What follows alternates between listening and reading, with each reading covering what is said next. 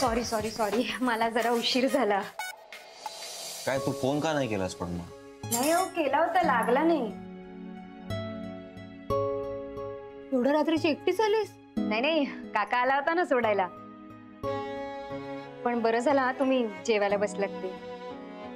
हो. नाही बसलो नाही, वाटच बघतोय तुझी. हे काय आणलंय? काकूने ना डाळीच्या करंज्या केल्या होत्या, त्याच दिल्या आहेत बहिणी. अरे वा, इथेही छान बेत दिसतोय.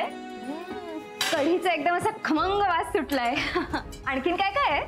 तू काय विचारतेस इथे काय काय केलंय म्हणून? तू इथे आईला मदत करण्यासाठी येणार होतीस, तू नाही आलीस. नाही हो, उलट आईच मला म्हणाल्या होत्या की बाळूदादांची मदत घेऊन त्या स्वयंपाक करतील. आई असं कसं म्हणेल?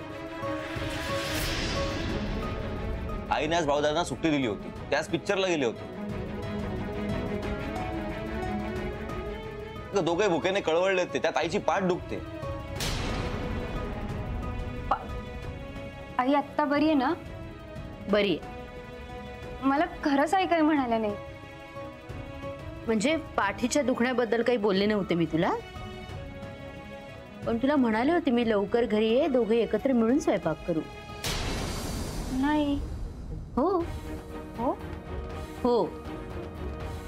मग म्हणाला असाल. हो अगं, तसंच म्हणाली असेल ललिता. तुझ्या ऐकण्यात काहीतरी गडबड झाली असेल. ललिता कधीच खोटं बोलत नाही. आत्या नाही, ते खोटं बोलतात असं मला नव्हतं म्हणायचं.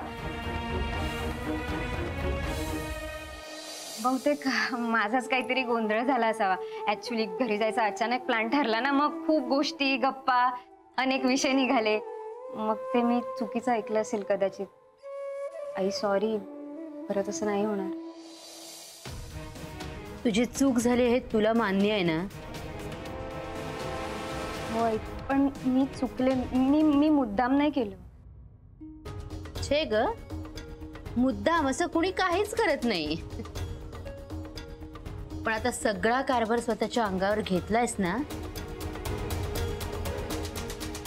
मग तू नीट पार पाडायला नको. पण आई आई प्लीज तिला माफ कर ना तू. आता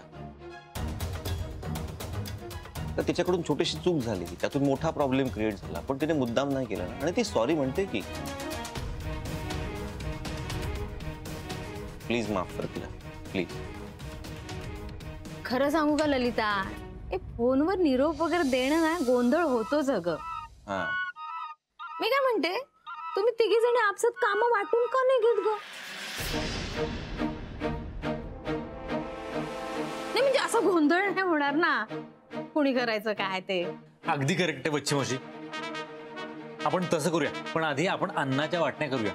पोटात कावळे ओरडून ओरडून मरून गेले हो.